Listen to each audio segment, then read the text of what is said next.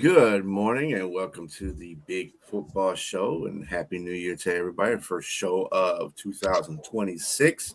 It is January the 4th. I hope you fellas are doing very good this morning.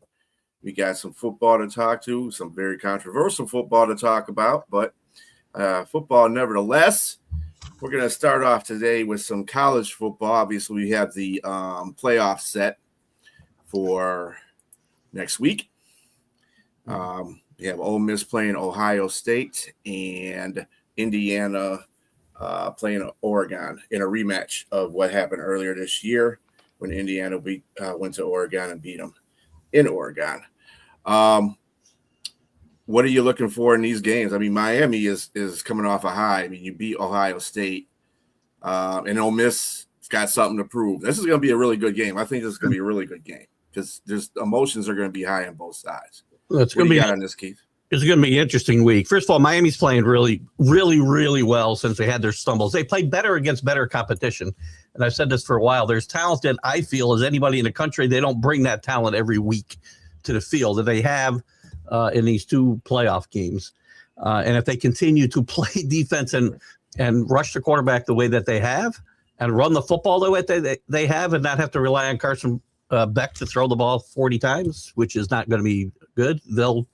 I think they will win this game.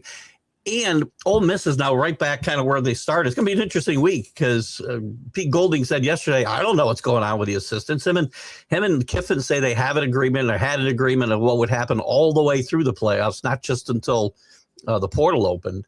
But these assistants now, it's got really complicated because with the portal open, they're now busy with recruiting plus getting ready for this game, and it's just more of a distraction. And kudos to Ole Miss and those players for playing for themselves and the coach, maybe the coach that stayed. I don't know what they're playing for. I don't think they're playing against Lane Kiffin. I think just want to go out and win. And kudos to them for staying staying focused and playing as well as they have. They played really well the other night against Georgia, who I thought would beat them. So I think Miami this will be a really good football game because you've got a really good defense going against a really, really good and interesting offense. Charlie Weiss Jr. being there and not being there might be the difference in this game. He's going to be there. I follow Locked On LSU and a guy by the name of Matt Moscona. He is entrenched deeply with he has really good sources on both sides. And so it looks like all the coaches minus Charlie Weiss, like you said, will be back at LSU and remain at LSU. So Charlie Weiss will definitely keep going. I believe he's going to be coaching for Ole Miss, but the rest of the coaches will be back at LSU attending to day-to-day operations and dealing with the transfer portal and the signees.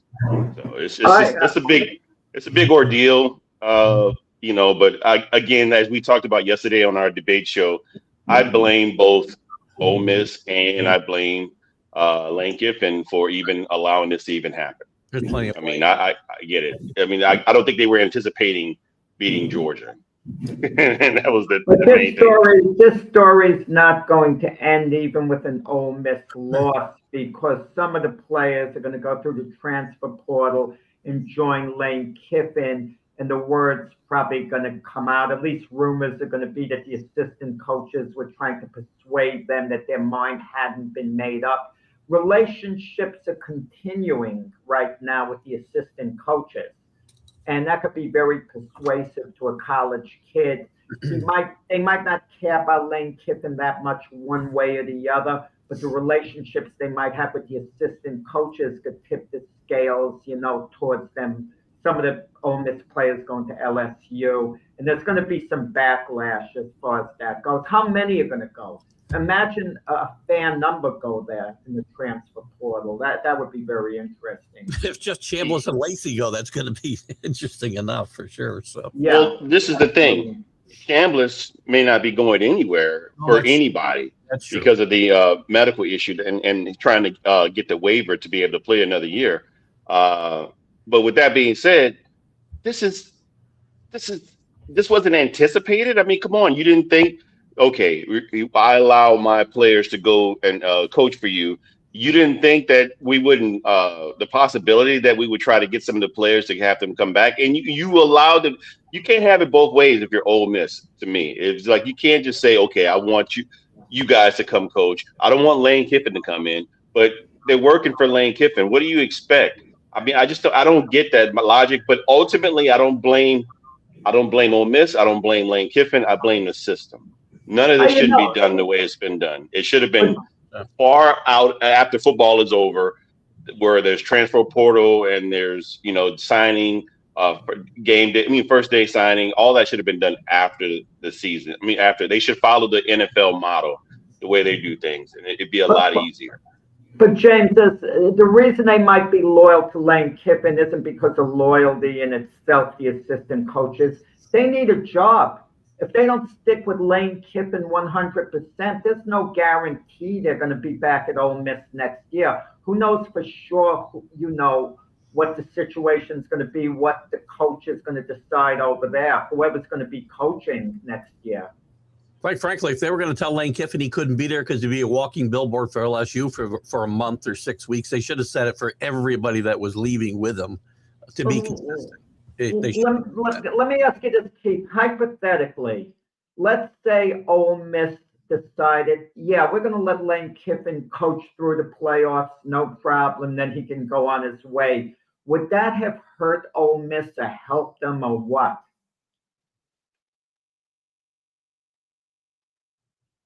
You're mute. You're mute, Keith. Sorry about that. The fault lies in, as what James said, it's the calendar and no more. The coach. This is not the last time this is going to happen. No, Chase, that wasn't the question. You're avoiding the issue. Would it have helped Ole Miss had they allowed Lane Kiffin to coach through? Let's backtrack a little. And this wasn't even going to be an issue. No controversy. You could coach through the playoffs. No. Would they have been shooting themselves in the foot, Ole Miss, by allowing that or not? Yes, absolutely. I'm not letting somebody stay at work for me who's going to be working at the same time for another company. I would never have done that. The real world, that doesn't your competitor too on top of it. And right. This isn't like John. People say, well, John Summerall stayed at Tulane and Morris stayed at North Texas. That was totally different situations. They're taking steps up. They're going to different leagues, and they're not competing directly with the teams that they're going to. And this is a unique situation right now. It probably won't be the last time it happens. But again, the irony here is Lane Kiffin left to have a better chance of winning a national championship, and his team is still in the hunt for the national championship that he left. He should have stayed anyway. That's regardless. That's regardless of what's going on now. What I think he's probably set himself up for failure going forward. But whatever. Do you think he would have stayed? Do you think the situation would have been different if we had a regulation in the NCAA where you can do all your transfer portals and everything after the national championship? Do you think that would change his mind anywhere? There's going to have to be something put in. First of all, the calendar's got to change, right? And again, I don't care about enrollment, how long it takes. You have to get in by a certain date to be enrolled for the next semester. This is a multi-billion-dollar business. They can figure this out. If they can get some of these kids who can barely read and write a degree, they can figure out how to get them enrolled late. To me, they got to change the calendar and fix this whole mess. Plus, there's got to be some penalty for these coaches that jump, in the middle of contracts more than just money. Maybe you put a restriction that they can't play in the playoff the first year of their new contract. Something that penalizes them when they're leaving a team in a lurch that's playing for a national championship. It's just not. It's not fair to the kids. But again, where's the loyalty lie? The kids aren't loyal. The coaches aren't loyal. The programs aren't loyal to their conferences. Nobody's loyal to anybody. It's just an ugly, ugly situation. I don't know how it gets fixed. I really don't know how to fix it. I wish I knew. Congress getting involved is not going to fix it, by the way. It's only going to make it worse. They can't even fix half the problems in this country. Yeah, Indiana and Oregon are playing again. as I mentioned before, for the second time this season. Indiana did go to Oregon and beat them in Oregon. I still kind of like Indiana in this. I think Indiana is probably the most superior team right now out of the four that are left. Does anybody have any other kinds of? Well, you know what? No one's talking about Mendoza and Moore. Could the number one overall pick be decided in head-to-head competition? That's right now, point, it Jack. seems like Mendoza is certainly going to be it by the Raiders, but certainly the equation changes. Imagine Dante Moore comes up really big and Mendoza's flat. I don't think this game affects it myself that much. One game shouldn't, they got all kinds of film on these guys. I don't think one game's going to have that big effect. I think Indiana's the best, most well-rounded team left here. Oregon played great on defense, I think. I think they played great. Or Texas Tech was just horrendous on offense, or a little both. But I think they're the most complete team left in this playoff, for sure. Offensively, Indiana, when you just look at them, that last game they just played, they were just dominant offensively. I mean, the run game, the two running backs, the two-headed monster they had, and the quarterback just was carving up that defense like sliced turkey. I mean, it just didn't look like they didn't look rusty. They didn't look like they didn't have, their game together. They just came out against Alabama. And like, mind you, people could say Alabama didn't deserve to be in there. They did win 10+ games. They got in there, and you got to play who's in front of you. And Alabama just got their butts whipped. And I don't think it's going to be as bad against Oregon. I think Oregon is going to come to play. But I do think that Indiana still will be the better team, and they will be at home. And I think home field advantage will play a little bit of role here. They went to Oregon and beat them there. I think they're going to beat them at home. That's the key. Well, just as far as Alabama goes, and Keith made a statement, one game shouldn't affect draft stock. Well, look what it did for Ty Simpson. He was projected as a possible first-round selection in a later part. He may have fell to the third round with the way he performed. I know he got hurt during the game. I understand that. But he performed very poorly. He's been on and off all season, though, right, Keith? But he was projected as the third best quarterback coming out of the draft. That's not saying much in this. That's not saying much in this. And a bad quarterback. Not the best. Right. He already had a mediocre draft status to begin with. He went in the late first round. Somebody was really reaching. I don't think he hurt himself that badly. Plus, he was banged up, and he played a lot better this year than I thought he would, for sure. I did not give him the kudos that I should have before the season. But again, it's different on the next level. I just want to give a shout out to Trinidad Chambliss and Dante Moore, two quarterbacks in the Final Four from Michigan, one from Grand Rapids. Of course, Dante Moore is from Detroit. So that's good to see. I like that. Get them out there. Good stuff. Michigan putting some people out there. Hey, you can't let the South take over all the time. Yeah, I literally was going to say it's really refreshing and good morning, everybody. It's really refreshing. Good morning. Really refreshing to see new teams actually be this deep in. And of course, we've seen Oregon previously, but to see Indiana in and not see Georgia, not see Auburn, not see Alabama, and not see the Ohio State is just one of those things that it's like, okay, the tables have turned. Like we're seeing a new era, and this will give us an opportunity to see new exposure out there for people we may not have gotten an opportunity to see, because once you get on this stage, everybody's taking note of who you are. There could be some competitive game. I think this is going to probably be the most entertaining I have seen the Final Four be in a while. That's for sure. They're going to be really good games. Anybody else on this topic? Because I'm about to close this out and go right to the NFL. Cocaines. There you go. Okay. There you go. All right. So, speaking of the NFL, we had two games yesterday. We had two games one for the NFC crown and their division, basically, and the other one for the NFC South. Tampa Bay and Panthers played first. Panthers lost that game. I believe it was 16-14, right? Yeah, 16-14. A lot of controversy in that game. A lot of bad calls. Kind of bad calls in both the refs and the game itself, as far as the coaching is considered. Sonia, because it is your team, I'm going to let you go off first because I know you've been waiting on this time to do this. So I'm going to let you have the floor. Thank you. So first of all, I'm here to take my whipping. I know you guys, I told y'all I wasn't going to be available. I was like, let me just go be available. This game was ugly. I'm going to be honest on all fronts. We did not play. That team did not play. The offense looked horrible. Even though everyone's saying Bryce stayed composed, etc. Composure doesn't always win you the games.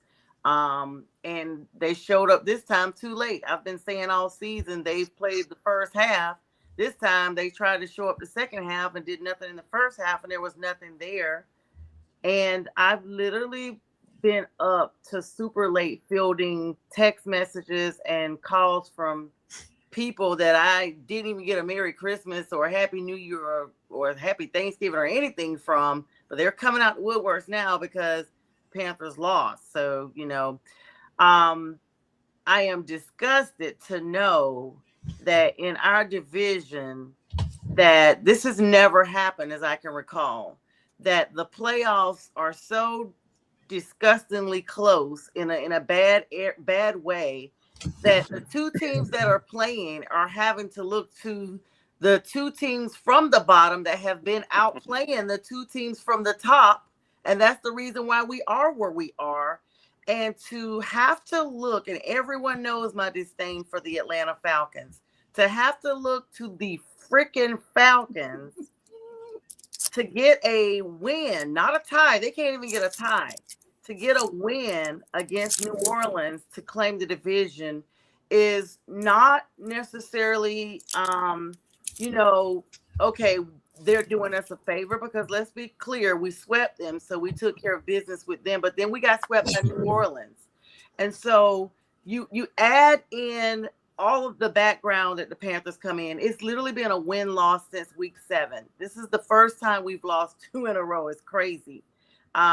Kudos to Rico Dowdle, who got his $1 million for his touches, but I don't know what Bryce was thinking. I mean, the game was rainy, but it was rainy on both teams. Both teams played in the rain. And so the point spread was -3. That didn't even get met. So Vegas got it wrong as well. I got it right. Yeah, because it was 2 points. Who would have thought? But to think that the thing that really bothers me the most, and I'm not one to really say like, okay, we lost because of, but to see the blatant calls and to see, like you said, be the uproar that is everywhere. This is not just Panthers fans. This is like, I couldn't even go on Instagram. I forgot now. I'm supposed to be looking up someone's profile for something. I never got to it because of all the videos and all the comments out there about how this referee crew, I guess Kansas City lent Tampa Bay some refs they weren't using since they've been eliminated. They got the wrong red this time. They were with Tampa Bay. This forward pass that was blown dead, was said it was a backward pass out of bounds. What? I was sitting there like, wait a minute. I'm trying to rewind, and you couldn't rewind ESPN. I'm trying to rewind to see did I miss something because I wasn't really looking dead on at the screen.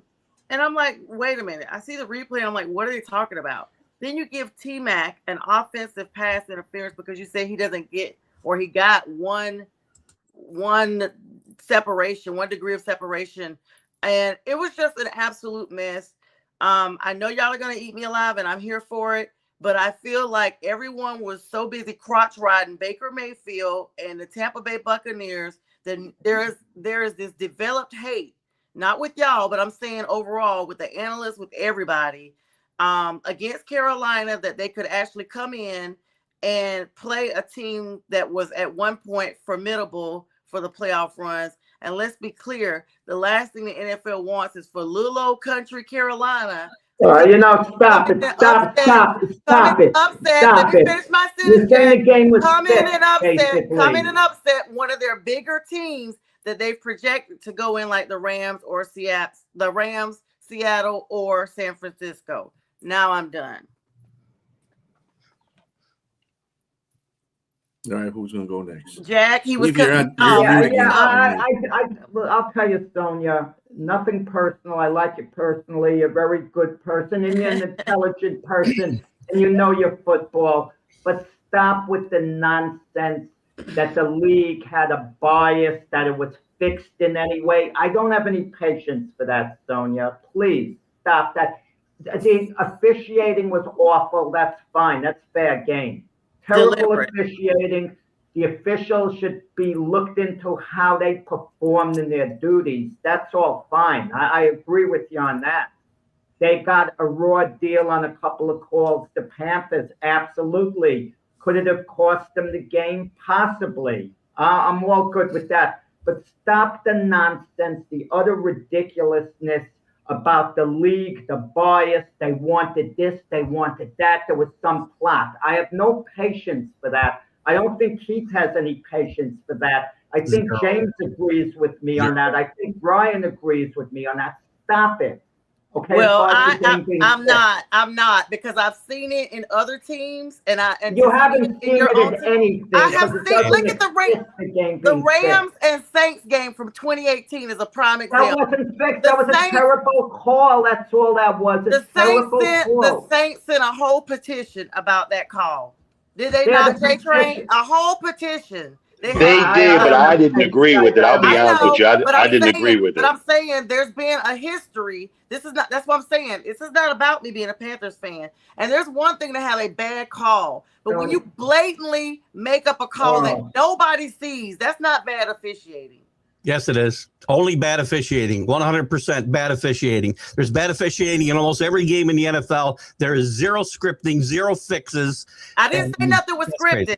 I said there's a bias there's a bias. Hold on. When you say they don't want them to win, you're saying don't. That's a bias. That's a bias. They don't debate the whole thing either. It's because it's no. I got you. I'm not saying there's a difference in saying scripted. I never said scripted. I said there is a bias that has been developed. You also threw in the comment about the Kansas City Chiefs and how they were given yes. That's bullshit. The refs. Bullshit. The refs. Yes, I believe that, and a lot of people. You bring down this show with that type of talk. Bring down the show. Comments. Ridiculous. Let me say this about the game. The game was definitely poorly officiated. I mean, I think we can all agree on that. Yeah. But what I will also say is the score was close enough where you got to make Carolina culpable of not being able to finish the game. I mean, it was 16-7. 16-7 in the in the fourth quarter. And the third quarter, they missed a field goal. They could have brought it closer. And in the fourth quarter, that egregious call by Canales, you're on a 24-yard line and you decide to do a flea flicker. Right. A flea flicker. And with poor conditions on the field, why would you do that? That doesn't make any sense. If anything, that is the most egregious call, a bad call. When you talk about poorly officiating, poor calls, that was the worst call of the game. Mm-hmm. You make that call, you fumble, and I'll be honest with you, this is like something that looks familiar. We're talking 10 years ago when Cam Newton didn't pounce on the fumble. He didn't go down. Bryce didn't do the same thing. He hesitated. Both quarterbacks hesitated. And if you recover that fumble, you still give you a chance to at least get 3 points. You took away points off the board totally. And then you come back and score and make it 14. But imagine if you get a touchdown here and you get that other touchdown, you're up 21-16. So I blame, yes, poorly officiating, but you got to blame the Panthers ultimately for the loss because you had it in your hands to win this game. And that's just what it is. It is terrible officiating, but you still had every opportunity to win that game, and they didn't. Well, whoever loses out on the playoffs between the Panthers and the Bucs has only themselves to blame. A week ago, The Bucks could have won the division yesterday had they beaten the Miami Dolphins. The Panthers had 2 shots at it, difficult shots, beating a really good Seattle team at home. Tough game. They lost that game, and they had the chance yesterday. Same with the Buccaneers. I mean, whoever doesn't win the division, they had the opportunity. Now the fate's out of their hands, and you're right, Sonia, about this. Both the Saints and the Falcons, the 2 trailing teams not making the playoffs, are playing much better than the 2 teams ahead of them. One of them should be going to the playoffs had they won a couple of games early in the year. Yeah, I will say this. The other thing, the Panthers actually have had a total of 4 opportunities to win the division. I mean, talk about chances. And that's where I come from, the point where I'm like, this is our own fault. We are here because of what we did or did not do as an organization. We could have beat New Orleans one time, and beat Tampa one time and been done. We got swept by New Orleans, so that was the first time. We didn't sweep Tampa. That was the second time. We didn't beat Seattle. That's the third time, and now we're looking to the Falcons on today. So it's just crazy. It's crazy across the board, and I want to be clear. I love the NFL. It's why I do what I do across the board. I'm gonna be opinionated. I'm gonna be in a point where I feel a certain way that I feel, and if I see that people are on the same tangent that I am about things, that's what makes me get the momentum I get. I never want it to be relayed on this show or anywhere that I said that the NFL or any sport was scripted, written, or already pre-planned. I do personally feel, though, nobody wants, it's this analogy, even outside of sports, that people generally look at teams from the South, especially in small rural areas or areas smaller than what's bigger known, even though Charlotte has been growing, it's still a rural area. The Carolinas overall are a rural area, and no one wants to think this is not 2015 where the whole world was like, yes, go Panthers. This is the opposite, where they're like, look, we already have our teams from the NFC West. We'd love to see them win. We do not want to see any one of these teams who have been playing 8 and 9 at another minimum. Let me put that in there. The whole division, nobody should be going. They should just basically, like I saw this video, toss up the whole video, split everybody up, make a whole new NFC South. No one 8 and 9 should be in the playoffs. That's horrible. That's horrible. We went 7, 8 and 1 years ago, and it was horrible then, and it's horrible now. Well, you want a playoff game. I'm gonna kind of point something by that, Sonia. It's not the poor picked on Carolina Panthers. It's these guys. These guys have rewritten the rule book practically for most of the games they have in there. I can go on tangents about stuff like that because I think Detroit gets picked on a lot too by the refs and by the NFL about certain things. But at the same time, like the one call in Dallas when it was pass interference, egregious call that the flag was picked up on. But like to James's point, the Lions still had time to change the game. I mean, they still had opportunities to win that game. So it can be looked egregious at the time. It'd be something that you focus on because you're a fan and you're frustrated, you're mad because they didn't win the game. It's like the whole thing about the 8-9. You have to win division games. Mm-hmm. Division games are very important to win. Last year, the Lions went 15-2. This year, they're 8-8, could be 8-9. But you know the reason why? They've only won one division game out of 5 so far. And last year they were 6-0 in their division. That's a whole difference right there of being the top notch to the bottom notch. And you have to. We've had some egregious calls this year.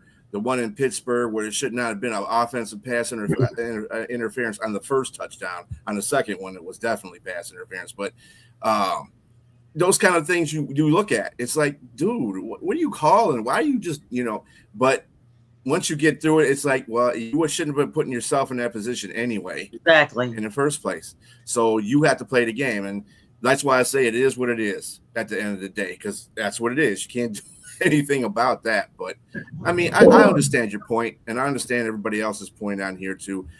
It was I can't say it was an exciting. Well, I mean, it was an exciting game to a point, but it was raining. It was sloppy.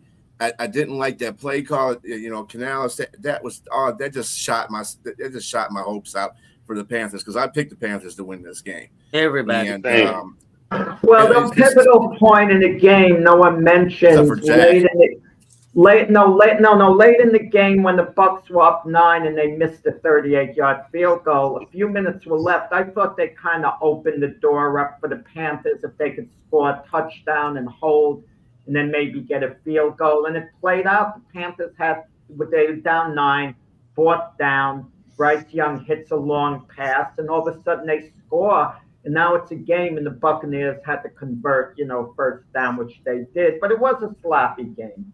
It wasn't well played. I mean, you could say it was raining. There were elements, involved.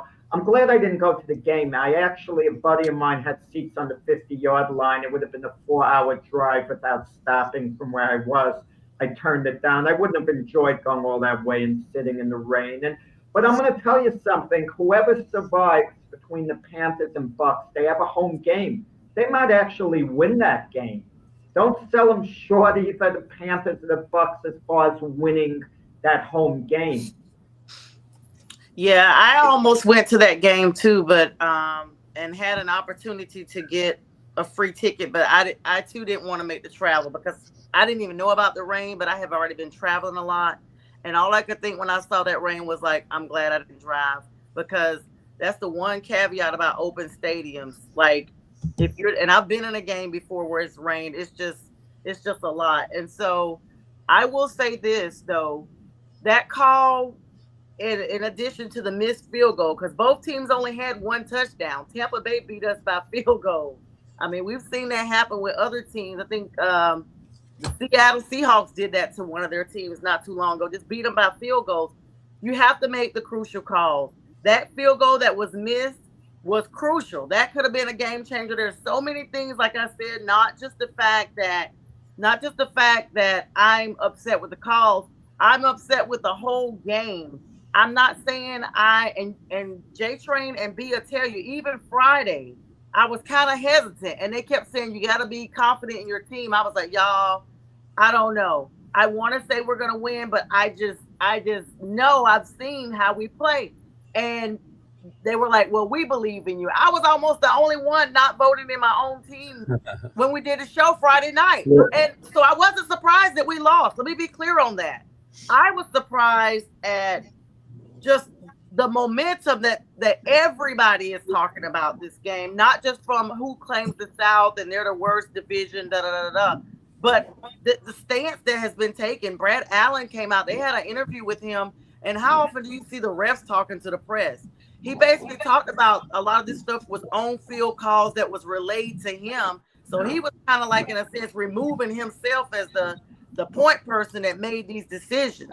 And so it's just a lot. It's a lot going on across the board. But, had we played, because sometimes, the adage is you got to play the team and the refs. I mean, I know y'all don't agree with that, but I'm going to say it like this. Had the Panthers played, we wouldn't be having this discussion probably. People would have said their little comments here and there about what the officiating looked like, but I wouldn't be riled up about it. I'd just be like, yeah, I saw that, but we won, blah, blah, blah. And there it is. So today, stand up Atlanta. I can't say rise up, but stand up and do what you need to do. We gave ourselves the insurance. I'm wearing my red for now. I'm going to be getting off here shortly and going to church. I'm wearing gray for the New Year's, but I'll be supporting them. I'll say that. That's about it. Shout out to Ted McMillan for getting 1,000 yards for the season, the rookie and potentially a rookie of the year. I had to give a shout out to him. That's all I want to say about that. I know we're Rico Dowdle got his money. I think he is a rookie of the year, actually. I like that. He may be. If I give to him, yes, I would give to him only over Tyler Shough.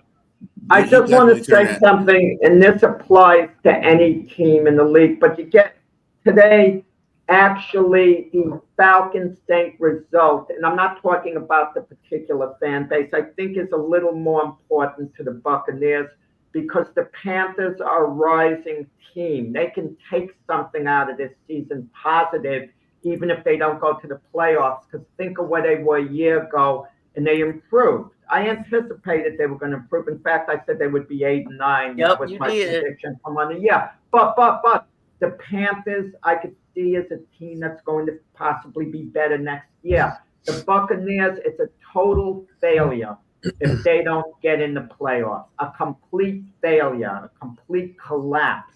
Okay, so I think objectively, looking at it, it's more important for the Buccaneers the result. It's a disaster for the Buccaneers if the Falcons win today. For the Panthers, it's very upsetting, but they take something more out of this season, absolutely, than the Buccaneers would. Not even close. Agree. Thank you, Jack, for that. All I'm going to say is it ain't going to happen for the NFC South. Whoever wins that, it's one and done. Forget it. One and done. Because you got to look at how the teams are performing in the last three. Both those teams had chances to win that division and did not do it. It's the same thing I'm going to use for Pittsburgh when we get to that run. You had those chances to win and you can't do it. That means your team is not in no position to win a playoff game. Sorry, can't do it because that's one and done. So yeah, I'm not even.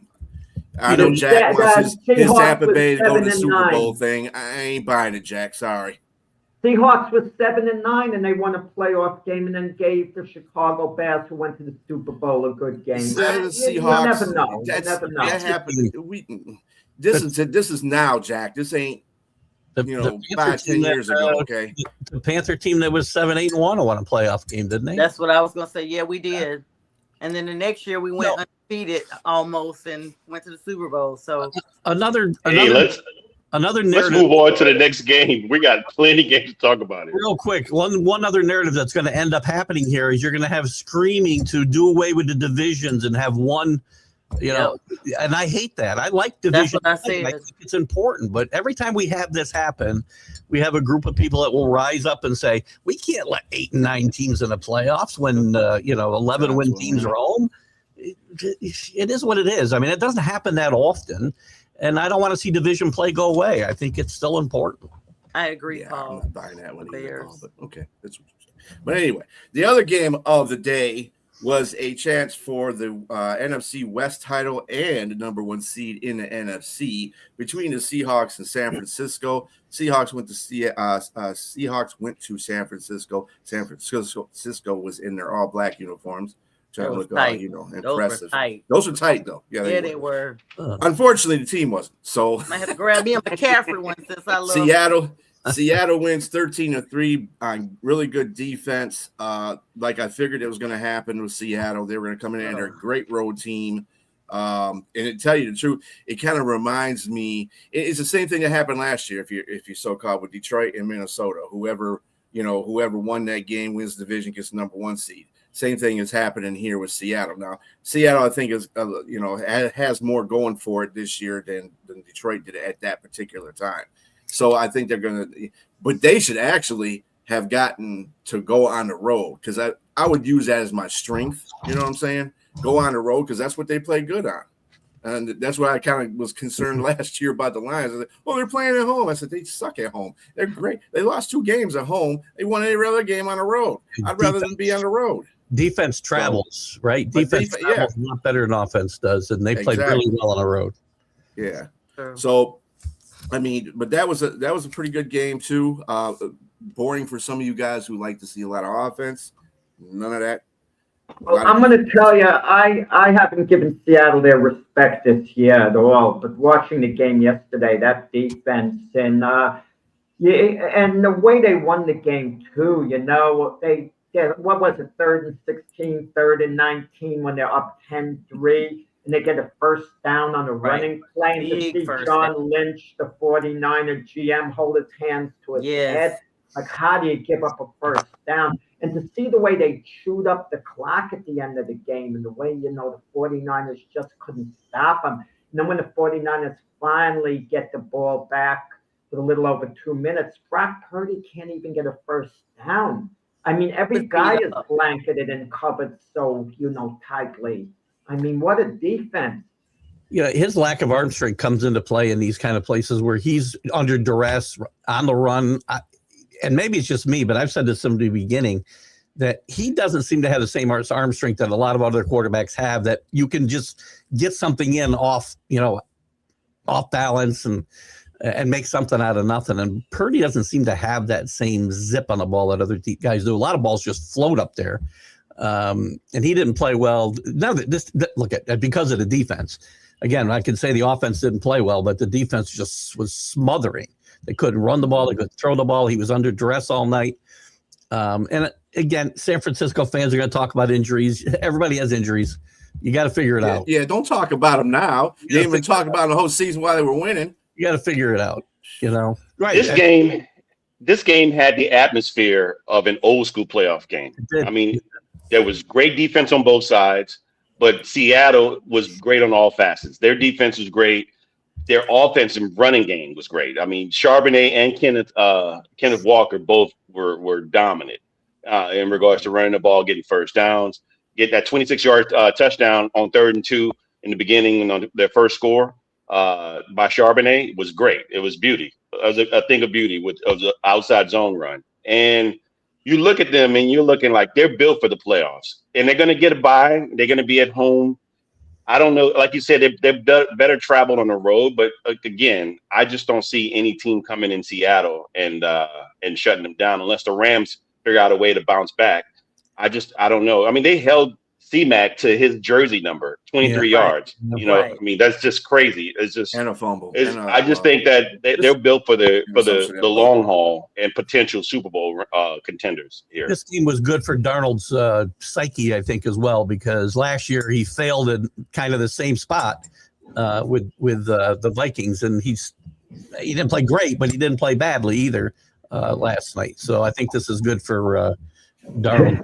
Forward. James, I don't mean to detour much, but you mentioned with the Rams bouncing back. If the Rams beat the Cardinals today, and they'll be heavily favored to do so, they'll be the 5th seed, and they play at either Carolina or Tampa Bay. So that's what I meant before. The way the Rams have been playing, they're not a lock to win that game. Believe me, far from it. They're starters today. I will. Well, I mean, go ahead, Sonia. No, you go ahead because I'm gonna add this on the tail end. Sorry about that. I'm just Seattle. I think Sam Darnold has turned a corner with that franchise.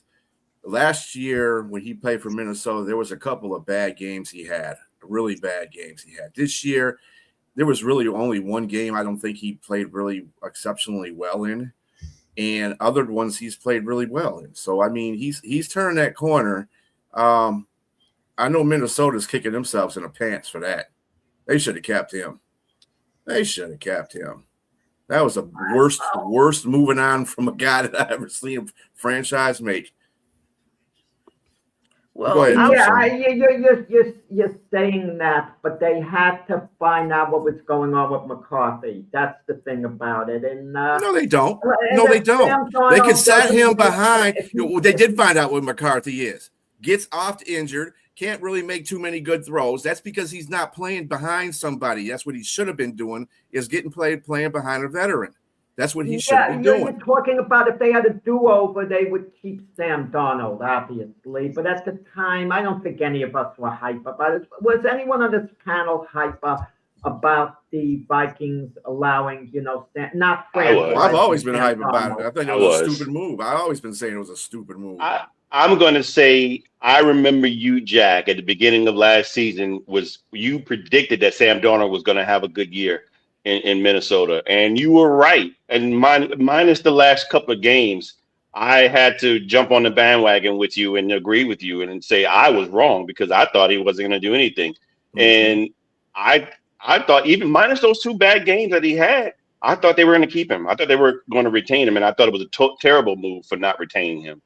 Because again, I agree with what B said. I wasn't a huge fan of McCarthy at Michigan, and so I thought it was a bad pick to move up and get him. When they drafted him, I thought they should have got him later. They probably could have, but Harbaugh hyped him up, and next thing you know, somebody jumps up and get him, and it's Minnesota. But I still think that McCarthy has a long way to go now. If he ever improves, it's just between injury and he's delayed in regards to his maturity of his maturation of his play. I'll swim against the tide here, and I'll say that this trade looks bad now. In the long run, I think the Vikings will win out. I think McCarthy will progress if he stays healthy. He's got to stay healthy. Talent-wise is there, and he's got the best coach you can have for getting better as a quarterback. There's no better coach in the NFL, in my mind, than Kevin O'Connell for this type of thing. Well, I'll agree with that. Well, it's still technically on the 49ers. So Mac Jones is going to come into play. I could see him going to the Vikings, and they'll see how he works out there, and it'll either be him or McCarthy. But I think the Vikings are going to have an open mind. Whoever they bring in, it doesn't necessarily mean McCarthy's going to take over now. It's all going to be a question mark between, let's say, a Mac Jones and McCarthy. Whoever's playing better has the job going forward. I think case closed. I don't think they feel that obligation towards McCarthy anymore. Injuries or not, if you can't be on the field, okay, tough luck.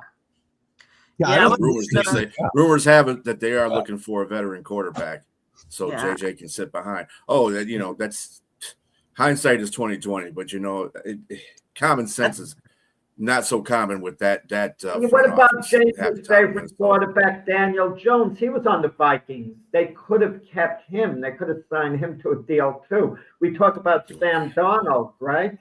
What about Daniel Jones? He was on both quarterbacks. Well.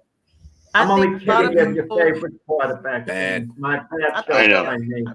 I think a lot of people had overlooked the fact that Sam Darnold could actually come back in this manner because he had become such a journeyman in a little bit. I mean, he started going from team to team, and we rarely see a quarterback go to a franchise and serve as a backup and then come back in as a starter and have the type of success we've seen with Sam Darnold. So I know me personally, I didn't really see this happening because I felt like once the situation in Minnesota unfolded, that we probably would just see, him kind of fade in the limelight, kind of be hero or mediocre team or what have you.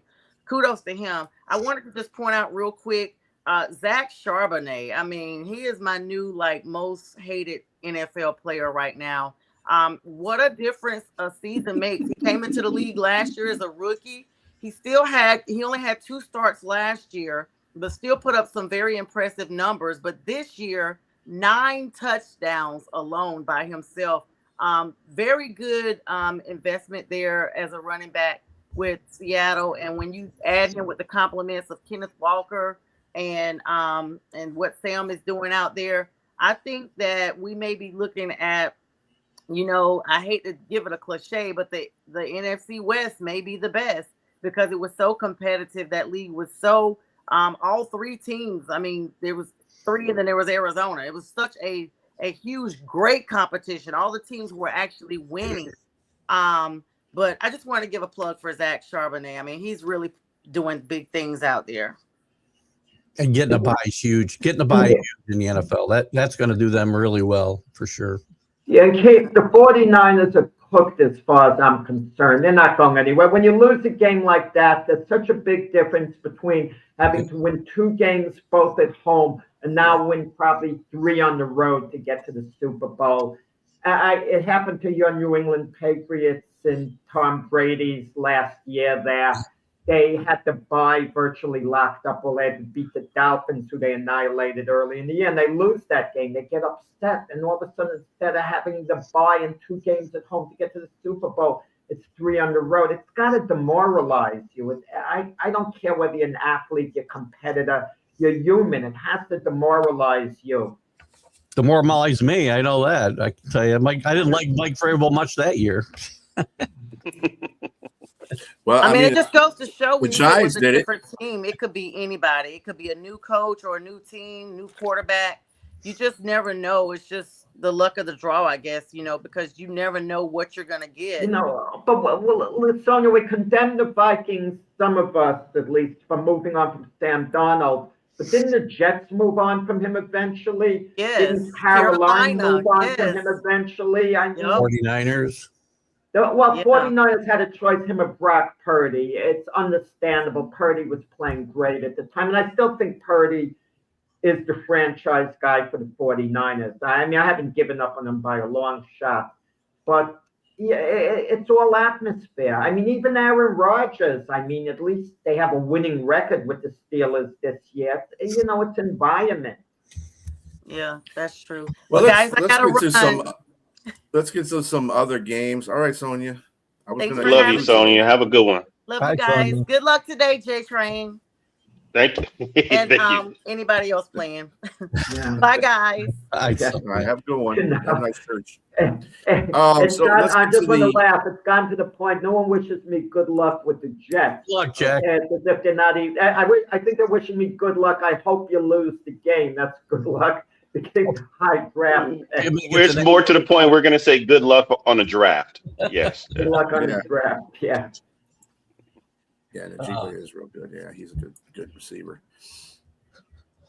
Ah, Lord. I mean, What? Anyway, let's Yeah. talk about that topic since we put it up there. Let's analyze it for 5 minutes. Compare it Yeah. to Belichick. Yes, I love your sarcasm, Sorry, Jack. Chris. Chris, you know, I didn't post You're it. I all right, didn't put but it I up ain't there, James. I'm not I putting mean, it. come I'm not. on. I'm I mean, not. Brian likes this gossip stuff. it's a 25-year-old of the week. Stuff. You like this guy? Let's give Keith 8 Anyway, minutes of let's- let's listen. Anyway, the next game we're going to get to that's today is the New England Patriots playing the Miami Dolphins. New England really doesn't have too much to play for, right? The Broncos lose. Well, the they number one seed. The number one seed. but Yeah. the Broncos are not going to lose. So they're playing those games simultaneously. I think there'll be some scoreboard watching, and if the Broncos get way ahead in this game, you will see starters start to sit for the Patriots. I think the Patriots will win this game. I'll just say that because they need to win the game to have any chance at that bye. I'm hoping Trey Lance has some kind of maybe some possession of some other quarterback will possess him today, and the Chargers will give the Broncos a run. But I still like the Patriots. And listen, I'm going to say too right now, I'm not mad at the. We've seen this many years, right? Where teams get mad at other teams for not playing their starters when there's something on the line. I'm not mad at the Chargers for not playing their starters. It's their only job is to take care of their team, nobody else's, not mine, nobody else's. And I hope their backups can go play well today and maybe give the Broncos a run. Doubt that they will, but we'll hope for the best. And I'll take the Patriots because I am obligated to by contract. You know, it might not seem like a big game to us, but think of Quinn Ewers with the Dolphins. If he plays a really strong game, that means he's going to be the starter for the Dolphins next year. Coming to training camp, they're not going to give him a job, but he'll be. They will give him the job. Basically. I don't think they'll give him a job. I think he'll have a leg up on the job, but I don't think he'll. Well, they'll bring in a veteran, maybe as a backup, maybe like a Carson Wentz type or whatever. But the plan is for him to be the starter. He should be. I think he should be, Jack. I'm not saying he won't be. I just don't think they'll just outright give him the job. Unless they move Tua. If they move Tua, then that's a different story, right? Well, Tua's not. I mean, I can't imagine Tua coming back as the starter. They're not doing a reset with Tua, allowing it to regroup. Oh yeah. By the way, to that point, I'm sorry, Jack, but to that point, Keith, I have heard a lot of rumors going around that they're going to try to move Tua. I would think they want to. That contract's not going to be easy to move, I don't think. But there are teams that need quarterbacks. They're willing to eat that cat. Yeah, they're trying to beat Denver. Like Denver did with Russell Wilson. It's a similar situation. Yeah, you're going to have to. And then he needs a fresh start, too. If he's ever going to make it, he's probably better off with his fresh start, too. So, that could be. In which case, Jack will be right, I guess. Cam Ewers will be named the starter unless they make some other move that we're not looking at. So who did you get, James, on that the Dolphin Patriot game? I gotta ask. Please, the Patriots, man, without a doubt. And to laugh at Keith regarding to the second stringers having a shot against the Broncos. Man, maybe who knows? You know, I mean, stranger things have happened, but I definitely. I'm going to have both games on. I'm going to have both games on, and the over/under is how long I have the Charger Bronco game on. How long will I actually leave that game on?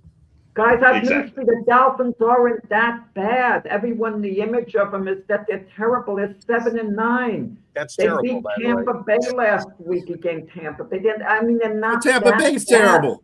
Okay, but the Dolphins aren't that bad. They beat Buffalo when it meant something to Buffalo, a few weeks ago. Every dog has his day. I mean, any given Sunday.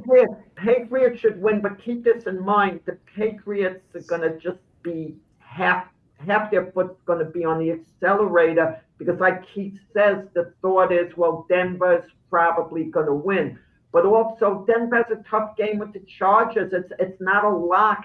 And can you imagine if New England just mails it in and they lose a close game to the Dolphins, a game they could have won, and then Denver loses and they could have had to buy? Time out. You know the anguish that would cause? They're not mailing it in. The starters are all playing, and until they see the scoreboard of the Broncos getting in control of that game, you will see the starters in there, and they will be playing to win that game. But if the Bronco game is later, isn't the Bronco game after? No, they're same time.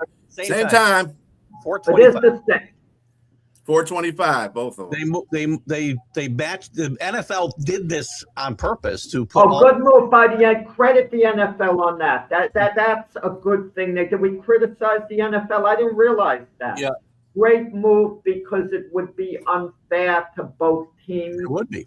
At least they could scoreboard watch. And please, I don't want to hear anyone in New England say we're not scoreboard watching. I mean, we hear that nonsense all the time. I just told you I'd have both my TVs. Well, Mr. Scoreboard watch. Well, who are you we picking? have 6 games going at once, Keith. Come on. I mean, I'm picking the Dolphins or the Patriots, Jack. Play, and I'm usually focused on one game when the Patriots are playing. Who you got, Jack? You pick Jack. Oh, and I knew New England should win this game. I mean, I don't think they're going to lose. Quinn Ewers, bottom line, still is a rookie quarterback. New England should win this decisively. I think something like 30-13. But if Quinn Ewers plays really well, imagine the Dolphins win and he has a heck of a game. He's locked up the starting QB position for next year. I mean, no competition. He can play well and still lose. Unfolded. He could play well and still lose. That's the whole point. That's what you want to throw him in those situations. So I mean, regardless, I don't think that the Dolphins are going to win this game either because New England's got too much to play for. So it's in New England, really.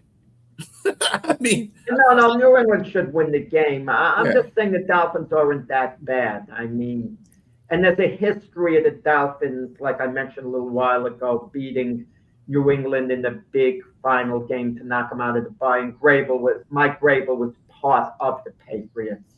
So I'm sure he remembers that very clearly. The players don't at all, but he does. And which game was that? He's alerted them. Not the game that knocked him out of the number 1 seed. He wasn't playing in that game. He was coaching the Titans. Oh, he was coaching the Titans at the time. I didn't realize that. I'm sorry. Yeah, no, he was Good correction. New England has harder times over their past years in playing the Dolphins in Miami. But when it comes to them playing in Gillette Stadium, it's a whole different situation. So I have the utmost confidence in the Patriots in winning that game. Coming from the warm climate to the cold, that works against Miami. Well, Miami's also got the whole cold thing. They can't play in the cold stuff, Let's see here. Yeah, Bill's right. Okay, so real quick here, Keith. Who you got between Denver and San Diego? Chargers. I so want to say the Chargers. I want Trey Lance to show why he got, the 49ers traded way up to get him. I want Mike Garrett to be playing in the backfield. I want Lance Allworth at wide receiver. None of that's going to happen, and the Broncos are going to win this game probably easy. Broncos. I'll be rooting for the Chargers, but I'll pick the Broncos. I pick the Broncos too. So. Broncos should win, but I think it's going to be a close game, actually. Trey Lance might play well. Just quickly, Keith, when Trey Lance was at college, did Harbaugh ever coach against him in a game? Because he has Trey Lance as his primary backup. No, he was at he kind of has to like Trey Lance. He went to a Dakota South either Dakota. North or South Dakota. Yeah. I can't I remember. wonder whether they crossed paths at all, because something I think it was about North Trey Dakota. Lance Harbaugh liked. Michigan did not play them at all, as far as I'm aware. Anyway, okay. So James has got Denver. Who you got, Jack? You got Denver? Denver, close game, 24-20. I think it's really competitive.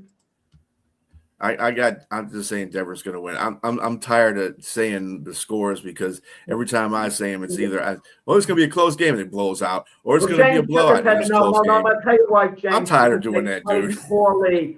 The Chargers played poorly against Houston. They really did, and they're going to make corrections. They're not going to have another bad game in a row. They really made a lot of mistakes in that game. They're sitting their starters, man. There's no way that they play well. I mean, Denver has something to play for, so they're gonna, yeah. So they got to try to win. That's about Keith's time, isn't there, Keith? Yes, I'm gonna jump, and I'm gonna say one last thing. I wish Shane Falco were playing today for the Chargers instead of Trey Lance. How about that? Somebody gets that reference. Sorry for it. Definitely get it.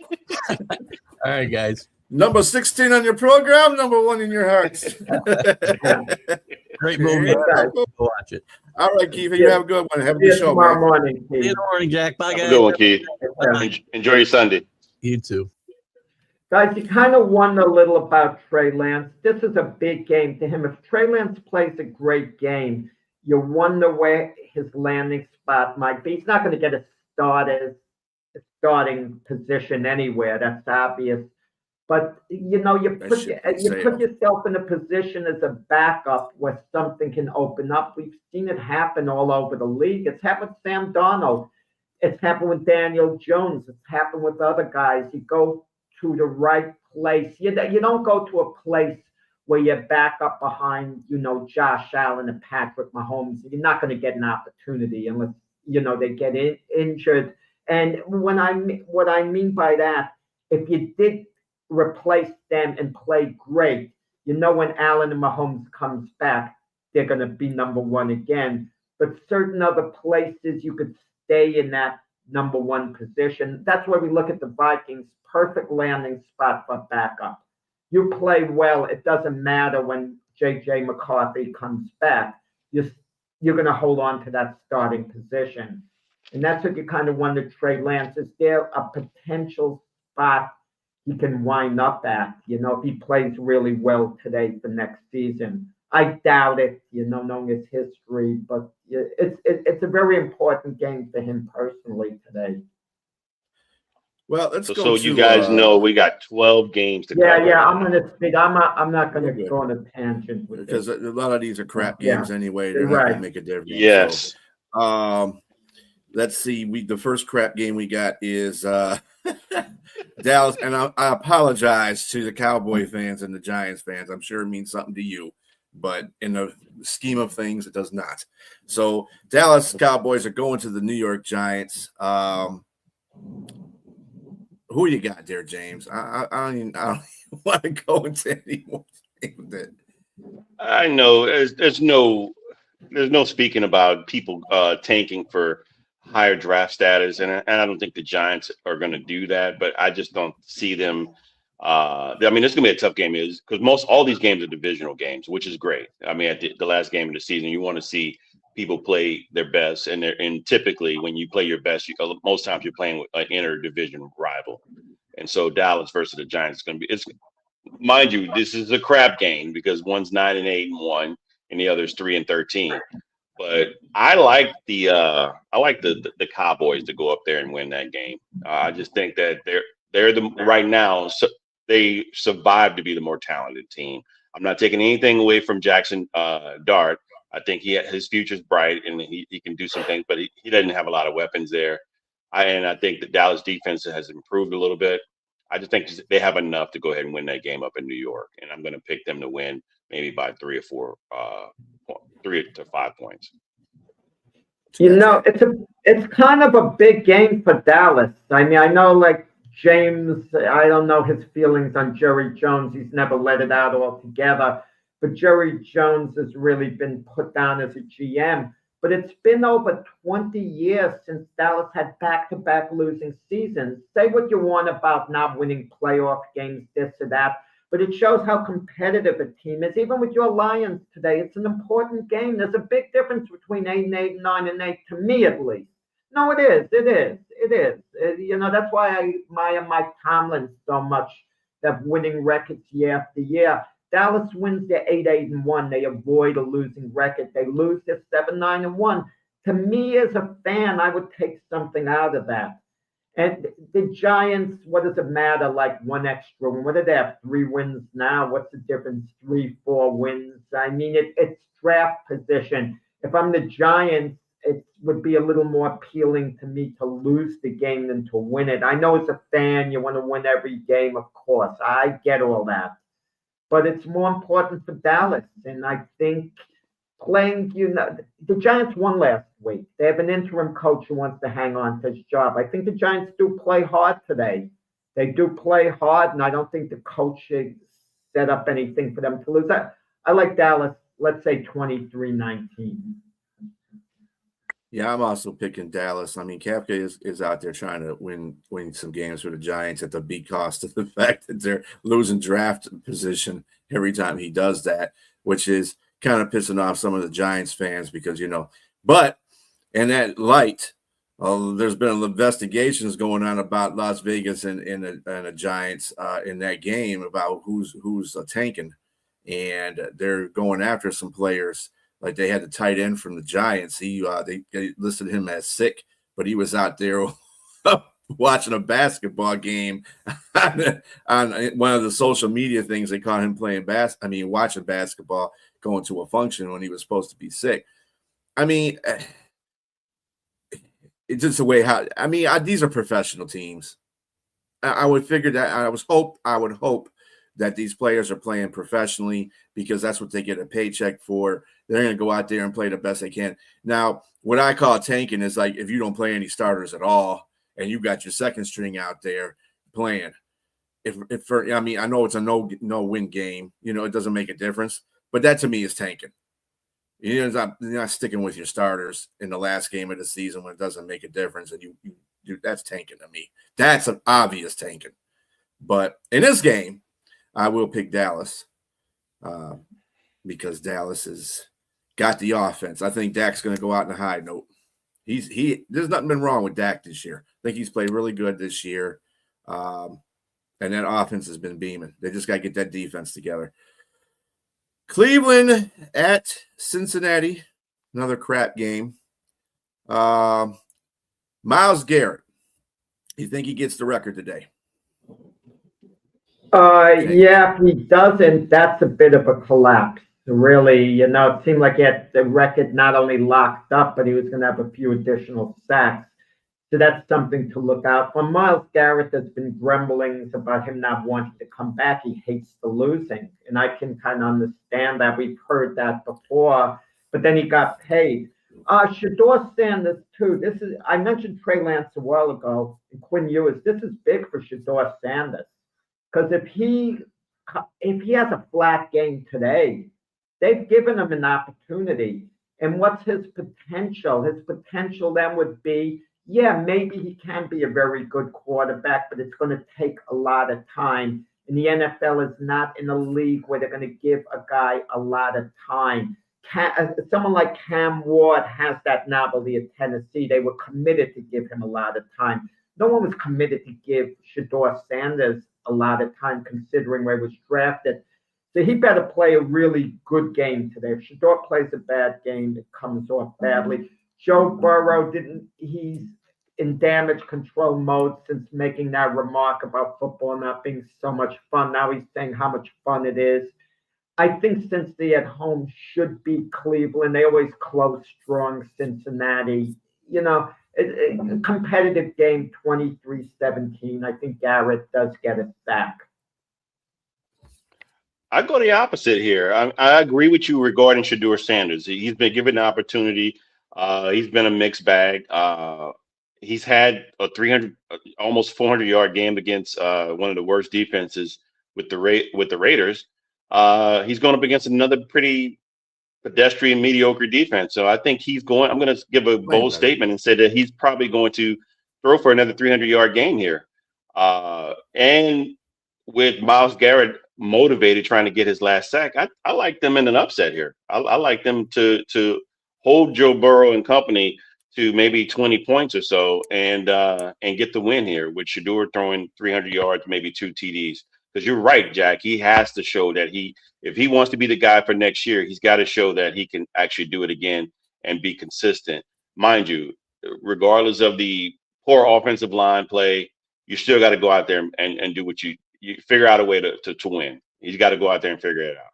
And I'm not going to hold him, I'm not going to hold his hand or anything like that. And I don't think he would want you to, coming from great stock like Deion Sanders. I think he's a competitor. He wants to win. And so I think he hasn't made any excuses. He doesn't do that when he goes to the podium. I like the kid.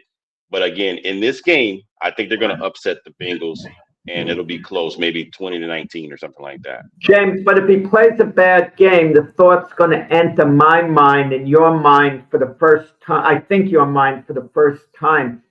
Maybe the team drafted him so low based on what his potential really was, the way they saw it. Maybe we saw something else from what they genuinely saw. I can't put that in my mind, I'll be honest with you, only because I've watched him all the way up. I've watched him all the way up, and I think that the talent is extremely there. And with that said, this is where I have to put the situation is not having all the assets that you need, particularly the offensive line. It's been bad. I mean, there's like 4 no starters, 4 people. I think all 4 or all 5 that are like the second or third string offensive linemen, and that's just been bad. And then, of course, having players like Jerry Jeudy not be consistent, the different things like that. I mean, you see his connection with Harold Fanning, the rookie. They've been on point. So it's been a mixed bag. But again, some of it's his fault. The holding the ball too long, that kind of thing. That's some of the things he's been working on. But I would say that I think if you're truly evaluating, there's things you have to kind of minus and take away to say that some of these things isn't his fault. You've seen enough talent. The things that are his fault are things that are workable. We can fix those things. But I think enough to say that this quarter. Now, if you had, let's just say, if you had someone that was just a sure shot in the draft, then you take that player. I'm just going to be honest with you. Regardless of Shador Sanders or whoever they got back there, if there was a Dan Marino like or a John Elway like that was being drafted in 2026, and I have the option to get that player, I'm going to grab that player, and either trade Shador or have him as a backup. But there's nobody in this draft class that to me that would say that I would take another quarterback over what Shador has produced thus far, that I can take him and work with him and build around him. So yeah, I'm going to go with Shador as being that quarterback for 2026 at this point. Well, the rumor mill is going out, and I know Sonia just posted something about it, but I've read this earlier too about them not moving on from Stefanski, and then Shador having a part of the hiring process for the coach. Now, I know we had this conversation before, Jack, about I can already tell what you're going. Now, why was Shador Sanders being in the hiring process? Mm-hmm. I would sooner say NFL games are scripted than to believe that would take place. That is ludicrous. They're complete idiots, the Browns organization. For him to have part in the hiring process, the owner's an idiot because it would be coming from ownership. Come on. That means ownership is the one that's going to probably get rid of Stefanski anyway. Why not allow Dion to buy 5% of the team while you're at it? Be a minority owner. Oh, it doesn't make a difference how many bad teams he's played. It's how he performs against those bad teams. That's the whole point. He's a rookie, so really, it's bad quarterback versus bad defenses. If you look at it in that kind of light. I mean, he's not a bad quarterback, but what I'm saying is Yeah, You know, like Inexperience. he's James got to play. says, we He's got experienced. a Yeah. number of games we got to cover here. Yeah. I was going off a little, and James was on Shador, but Well, we got James, a number of other games. that's his guy. That's Shador is his guy. No, Isaiah Thomas is James's guy, not Shador Sanders. They both are. Yes. Yeah. Anyway, let's go to this game. Get this out of the way. The New Orleans Saints taking on the Atlanta Falcons in Atlanta. Who you got, James? Well, I know who you got, but Well, I mean, let me say this. The Saints are without. I mean, there's so many implications, as we mentioned. I'm not going to beat that dead horse, but the outcome of the NFC South, who would have thunk it that it's dependent on the two teams in the bottom of the South. The winner, the winner of the South will be dependent upon this game today, and it won't be either of these teams that are playing. And it's crazy to even think that. The Falcons are a highly talented team. Their offense is ridiculous with players. I mean, and we got the guy that's leading the league in Bijan Robinson in yards from scrimmage, and so he can go off at any moment. But at the same time, the Saints defense has improved to where they're in the top 10 right now, and they've been really good and stout against the run. So we'll see how they do. I just think the biggest issue and the blow to the Saints right now, they've been red hot with 4 straight wins under the guise of their talented rookie, Tyler Shuck. Chris Olave is not there. He has a pulmonary embolism, if people want to know the scientific word for a blood clot in the lungs. But he's expected to recover well, but he won't be playing today's game. They're going to be dependent on Dante Ellis.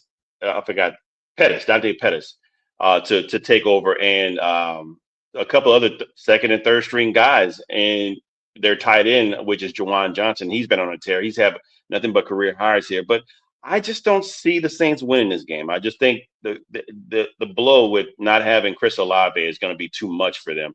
And as much as I love Tyler Shuck and love the fact that he's likely the future there as their franchise guy, I just think it's going to be too much at Atlanta, and this is going to propel Atlanta to win the game, and thus pushing forward Carolina Panthers into the playoffs.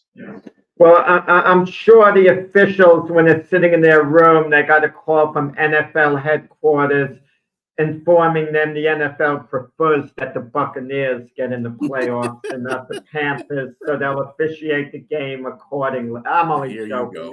That's how ridiculous it is. I mean, come on. But you make a good point about Chris Olave there. And the Saints have won 4 in a row. So you kind of wonder, I mean, they're not that good to win 5 in a row. We say, I mean, they weren't that good to win 4 in a row. I mean, the year they've been much better than I thought this year. I thought they'd be the worst team in the NFL. And it's been a decent year for the Saints, no matter what happens today, because they have building blocks. They got their quarterback. It would seem for now, at least with Shuck, the quarterback of the future there. And Atlanta always self-destructs. It's hard to believe, had Atlanta beaten the Jets earlier this year, they'd be playing today to win the division title. And I'm not sold on Atlanta. They nearly blew that game to the Rams. I went to sleep when they were up 18 points. It was late. I was tired. I figured the Falcons have this, and they could have blown that game to a Ram team that's been struggling the last month. I get the feeling I picked the Falcons to go 7-10 in the beginning of the year because I know what they're all about. If they lose today, they'll be 7-10. I kind of feel the Saints.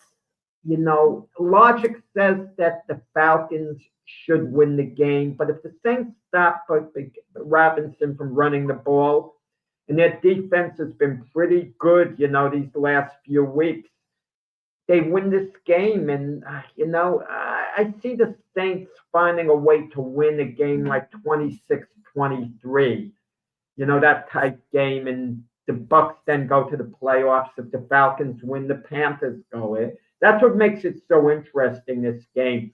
Not what's at stake for the two teams playing, but for the two teams not playing. Yeah. I'm before you go, let me say this. I will give a caveat to the Saints in regards to their draft. The 2025 draft is probably one of their best since 2020, Yeah. 2017, because Yeah. 4 of the players that are their starters, and they made the all rookie team. So it's just incredible right now. That really helped them out to be where they are. And that And includes then Tyler Shuck. transition. Some of the veterans, are probably this is their last game in all likelihood. So that might play a role in them, playing extra hard, or other players rallying around them. The intangible part of it, I think, favors the Saints a little bit in this game, more so than the Falcons. Yeah, I like the Falcons, overall as a team because they have a lot of talent on there. However, it's the coaching that's the problem. And I can't depend on the players I can't depend on the players all the time. So you got to play coaching is 50%, players is the other 50%, although the players are the ones that get the job done. However, the coach has got to put them in that position. I just don't have any confidence in Raheem Morris anymore. I just don't. And I got the Saints in this one. I think the Saints have been playing lights out for the last 4 games. Their defense has come up when they need them to come up, and that's what they're riding on right now. And Shook has just been he's been pretty damn good. He's been pretty good. You can't take that away from that young guy. So I got the Saints in that one. Next game that we're going to go to is let's see here. Let's go to the Green Bay at Minnesota. Really, this game is not being played for anything. Basically, Green Bay is sitting Jordan Love. They're going to start Willis, I believe. And J.J. McCarthy is starting for Minnesota. So who you got here, James? So the Packers, just correct me if I'm wrong, but they have locked a playoff spot, right? Wild card? Yep. Yeah. So with that said, I mean, I still like Willis to come in and beat the Vikings. The Vikings they're great defensively, I think, but offensively, I know Justin Jefferson wants his 1,000 yards, and they're going to try to get it for him. But who's the quarterback? Who's playing? J.J. McCarthy. Oh, he is playing. Mm-hmm. Okay. I don't know, man. That's a tough one. I had the He Packers. better get Jefferson his 1,000 yards, because if he doesn't get Jefferson that's going to be bad moving forward. The perception of Sure. Well, it's also going to make him look bad that. too. It's going to make him look bad too because he's gone up to bat for JJ recently and said, "Look, I want him to come back next year." The ultimate team player. Mm-hmm. We talk about these prima donna wide receivers. Justin Jefferson's the exact opposite. Definitely.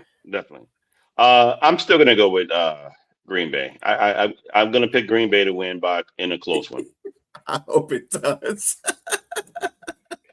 Well, I'm going to tell you, James, we were talking a moment ago about what's at stake for all these quarterbacks. What about Malik Willis?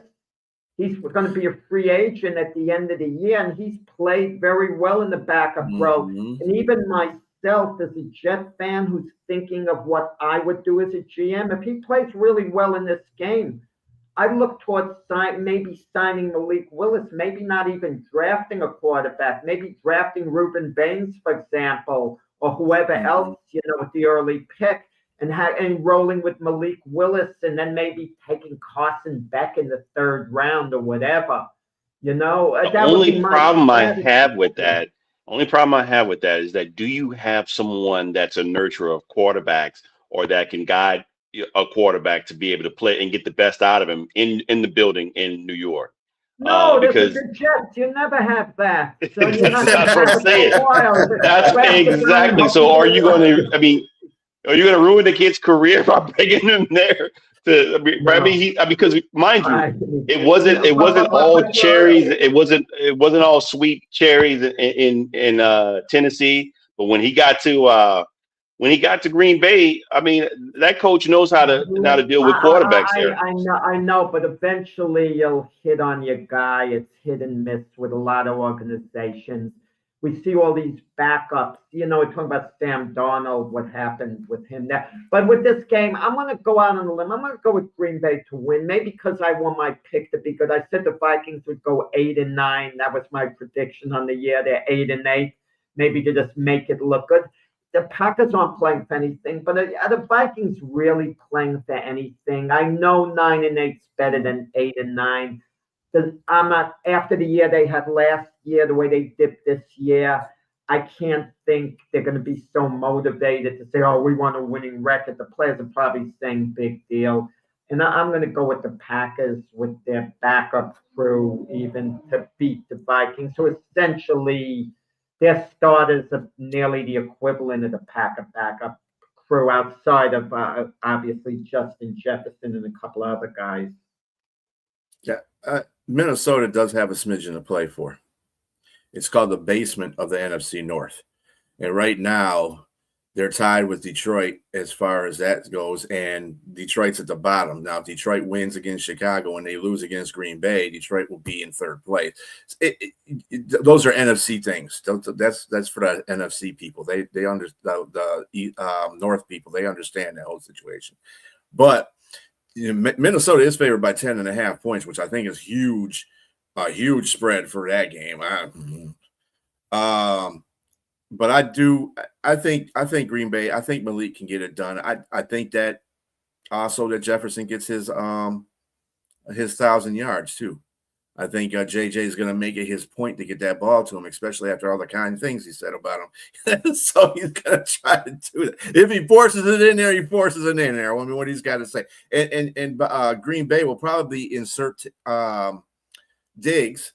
Diggs is ready to go out there, so it'll be a perfect time for him to get acclimated to the Green Bay defense. So put him out there. It'll be great for Diggs too.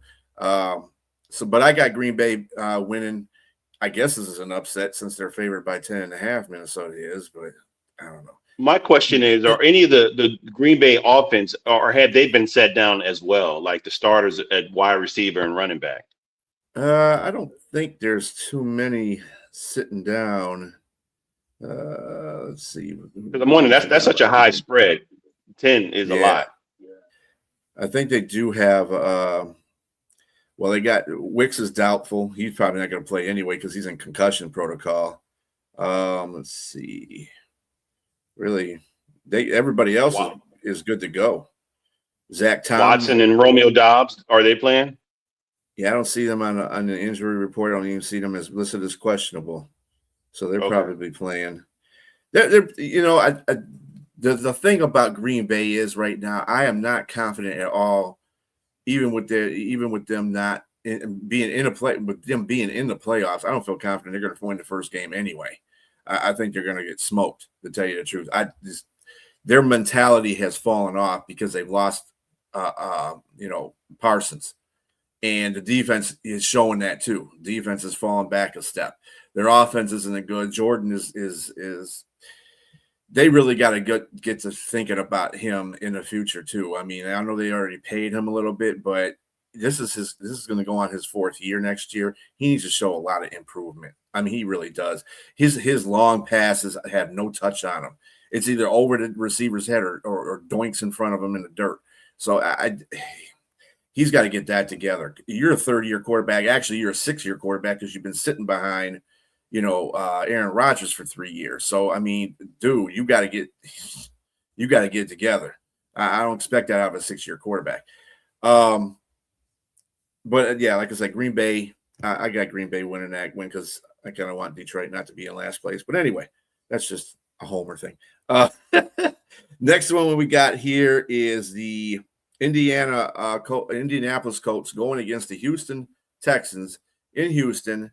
Houston's got something to play for because if Jacksonville chokes on their game, then Houston will win that division. Who you got there, James? So I think that the Colts are going to lose, but I think they're going to make it competitive because Jonathan Taylor has something to play for. Just like Justin Jefferson had something to play for in 1,000 yards. Jonathan Taylor's trying to get the rushing crown. He's got over 1,500 yards. He's just maybe like 40 or 50 yards behind James Cook in But running, I don't think he's going to get it though. I think he's going up against a very formidable defense in the Texans at home in Houston, and I think that it's going to be a valiant effort. But I don't think they're gonna win that game. I like the Texans to win this game, and I think they're gonna win because they're playing for the South. They gotta win this game. So everybody's playing, everybody's on board, and the Jags they need the Jags to lose as well. So they gotta win. So they're gonna play hard, and they need the Jags to lose. But it's gonna be all for naught for Jonathan Taylor. So they'll lose that game. And I got Houston. Yeah, Riley Leonard, their third string quarterback, isn't going to, beat the Houston Texans. I mean, they're not going to go into Houston and win that game. Indiana's demoralized, and they're going to wind up 8-9, actually. I mean, Houston should win by a couple of touchdowns. Maybe it'll be a low-scoring game because the Colts defense might show up. I could see a 24-10 type game. Jonathan Taylor motivated. Yeah, final game, you're motivated to win the rushing title, but he seemed to have that wrapped up. I mean, no one talks about Jonathan Taylor cooling off this season, when we talk about the Colts' difficulties. Why was that? Is that on Jonathan Taylor? Is it on the offensive line? Has he been hurt? I mean, who knows? In any event, if you talk about collapses this season, I mean, maybe that's something on the debate show at the end of the regular season. Which team had the greatest collapse? I'll tell you right now, if the Bucks don't make the playoffs, their name will be in. The Colts' name is going to be in, and I'm sure one or two more, maybe even the Rams if they lose today and lose in the playoffs. I don't know, but Houston should win by a couple of TDs. Yeah, Houston should win. I think this game is going to be close because, to James' point all season, he's been saying the Colts defense has been pretty good, and they have been. They've won a lot of those games too. Don't let the offense fool you. Jonathan Taylor's been running, but that's been because of the mix of the defense too. The defense has been playing really well, and Sauce Gardner is playing.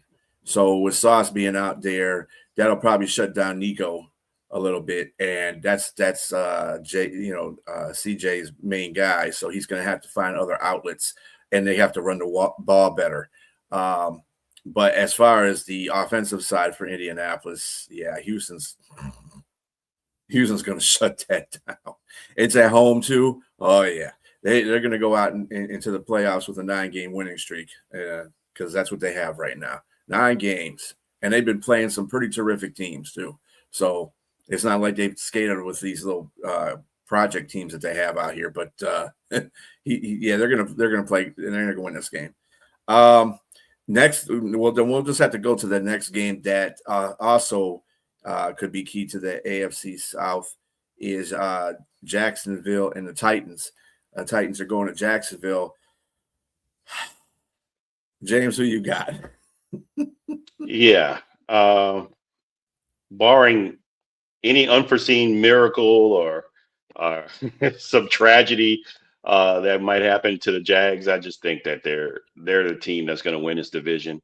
They should be able to. I mean, I like the way Cam Ward's been playing as of late, and when I got a chance to really watch him play when he played the Saints, man, he shows a lot of like Patrick Mahomes type of makes some good throws. Yeah, he makes some impressive throws, man. So once they start building around him, look out in that division, but not today. Mm-hmm. I think the Jags are going to win this game, and I think they might win by 14 or so. Yeah, I mean, Jags should win something like 33-16. I mean, in Tennessee, they've given a pass this year. Cam Ward's given a pass. He's been allowed to develop. It's a different situation than most other rookie quarterbacks have. I'm not sure how good Cam Ward's ultimately going to be. I think he'll be okay, but I'm not sold on him being a great quarterback on forward. Let's wait and see. I'm not sold against it either, but because he could throw across his body and give you a highlight throw now and then. I mean, we see that stuff at the combines all the time. I mean, that's why the Jets whipped on Zach Wilson, taking him number 2 overall, because he could give you those fancy throws. But, can't see if the Jaguars stumble in this game and they somehow lose to Tennessee, unless they're playing their backups, what does that tell us about the Jags? Maybe we shouldn't have given them a pass, that they're better than we think. But Jags are just too good. Yeah, I even though I've been trying to believe in the Jags. I really have. When they went to Denver and beat Denver, it gave me my ears perked up a little bit about that whole situation. There's just something that's just not right about the Jags right now to me. That's screaming to me that they're gonna be making it through the playoffs. There's something I just can't put my finger on. It's making me feel uncomfortable. But Jacksonville should win this game. And to your point, James, yeah, Cam Ward, I've watched a couple of his games. Tough as it is to watch the Tennessee Titans right now. But he gets in there, he can make some throws. And it's not just the great, across your body throws. It's more like he can put the ball on a quarterback, put the ball on a receiver if he has to. I've seen him do that. He's really good. He just needs more, a little bit more around him, more offensive linemen, basically maybe a couple more weapons. I mean, he's good with the running back situation. Spears is great. And they got that other running back, Pollard. Pollard's been doing a hell of a job this year too. He's another guy. So, I mean, Titans got a base that they're running with right now. And also the rookie quarterback who has gotten over 1,000 yards is one of the Tennessee's all-time rookie. He has set a rookie record, I believe, for the Tennessee Titans and the receiver, DK. That's what his name is. DK. Yeah, DK. Yeah. And so, I mean, they got promise. The future's looking a little bit brighter for Tennessee. All they got to do is get a decent head coach, and they should be fine. But in this instance, Jacksonville's got this one because they're playing for number one spot, and they definitely don't want Houston to get that because they've already lost to Houston once. So they don't want to go through all that again. So I got Jacksonville in that. Next one will be let's see here. Arizona Cardinals at the LA Rams. LA's figured to win by 14 points, which I mean the Rams really have nothing to play for either. They got their playoff spot regulated, so they should be fine. I don't even know what they're going to do, if they're going to start Stafford or what they're going to do. I'm pretty sure they are. I think they're in that mode where they want to. Sean McVay usually does play his players before the playoffs, even if they got something settled down. So we'll see what happens. James, what you got? Yeah, I think the Rams are going to play their players because they're coming off two pretty much embarrassing losses, and so you don't want to go into the playoffs just kind of like on a bad note. You definitely want to go in and make sure you're right, exactly, crawling across the finish line. So you definitely want to make sure that everybody's playing, and if they're blowing them out, maybe by the second or third quarter, obviously you're going to sit Stafford down and sit some of your starters down, but definitely they need to win this game for sure. And I got them winning. I got the Rams winning. They talk about seeding, and coaches say they're not concerned with it unless they can get the bye. And most of the time, I believe they are telling the truth. But in this case, Coach McVay is very aware of the seeding. If they win, they're the fifth seed. They play at either Carolina or Tampa Bay in the first playoff game. But if you lose and you wind up being the sixth seed, you wind up playing at either Chicago or Philadelphia, probably Chicago, which is kind of like a less friendly environment. It's cold. It's, the weather, the Bears have a little more upside at this particular moment. But I don't think, with that said, I don't think the Rams could lose to the Cardinals even if they tried to tank it. That's how much better they are. So the Rams should win, decisively, like 35-7. The Cardinals, when we talk about disappointments this year, I mean, maybe they're amongst the biggest disappointments in the NFL. They're flat out not good. Yeah, they disappointed me a whole heck of a lot because I picked them to finish second in that division. I picked them to win that division, I think. I mean, what a fool that I look like now. Yeah, and then I picked Seattle to be like one of the last two teams there. So I look really good in that one. But anyway, yeah, I got the Rams winning that one fairly easily. Next game we'll get to is the Detroit Lions and Chicago Bears. This game actually has some kind of interest in it because Caleb Williams is 270 yards passing to get 4,000 yards, which no quarterback ever for Chicago has ever gotten. So ever. And I do believe he's going to get it this game. But go ahead, James.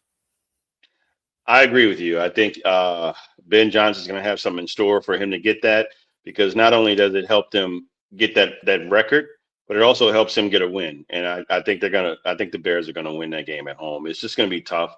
I'm disappointed in the Lions to say I've been picking them all season long.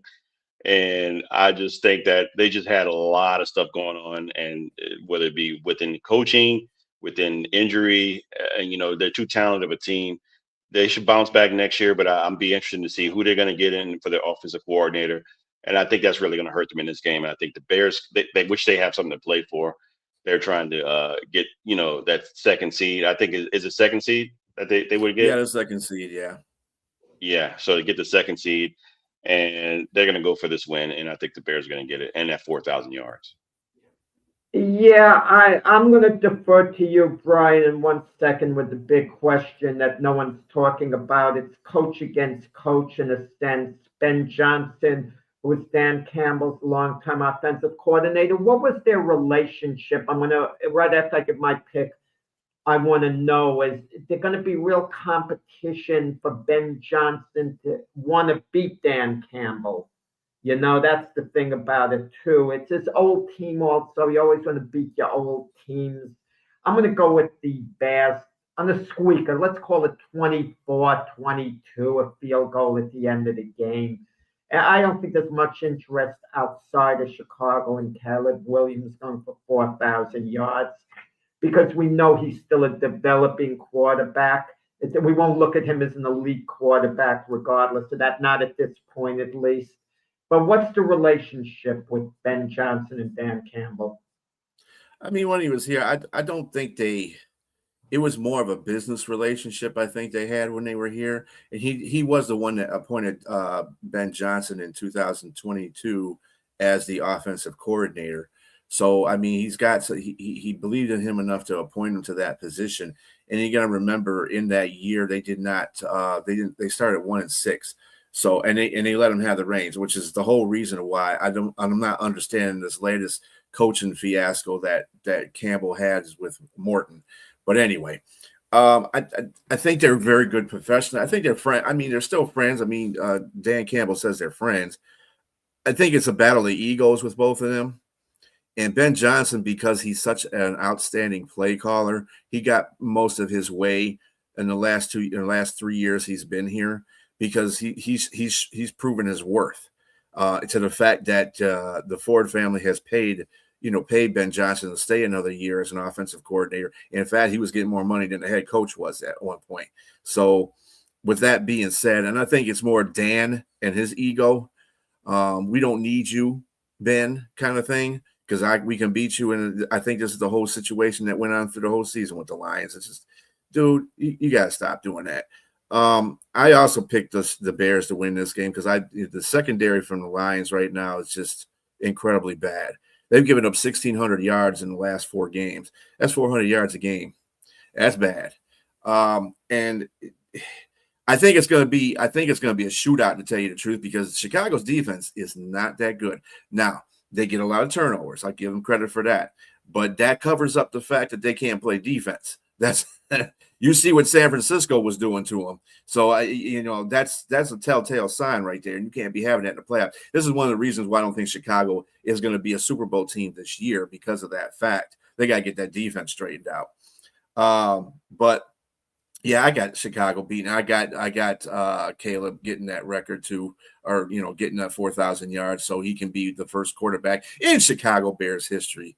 I mean, I know nobody outside. Well, there are people that are outside Chicago that are interested in that, because they never had a 4,000-yard passer before. Yeah, we have 4 more games. We have to, we got to move it along. Yeah, we're good. So yeah, I got Chicago in that one. The next one, which is the other implication of the number 2 seed, is the Commanders at Philadelphia. Philadelphia is favored by 4.5. I think Philadelphia's start is sitting some of their starters, not all of them. So who do you got on that one, James? So I'm going to go with the Commanders because Jalen Hurts is not playing, and I think a lot of their offensive players aren't playing. So yeah, I got the Commanders in that one, just because they're going to play for pride and want to win that game, regardless of who's playing. I think something happened a couple of weeks when they played a couple of weeks back that the Commanders said they'll see them in a couple of weeks. Something went down that was personal. When I think the Eagles should win this game with room to spare because as much as we want to say that the Eagles are not playing for much at this point, either the second or third seed. What are the Commanders really playing for? I mean, come on. I mean, look at it that way. And I think maybe it's an opportunity for A.J. Brown to catch a couple of touchdowns and, individual stats, this, that. I don't know. I mean, I think the Eagles should win, but in meaningless games sometimes, nothing shocks you last game of the season.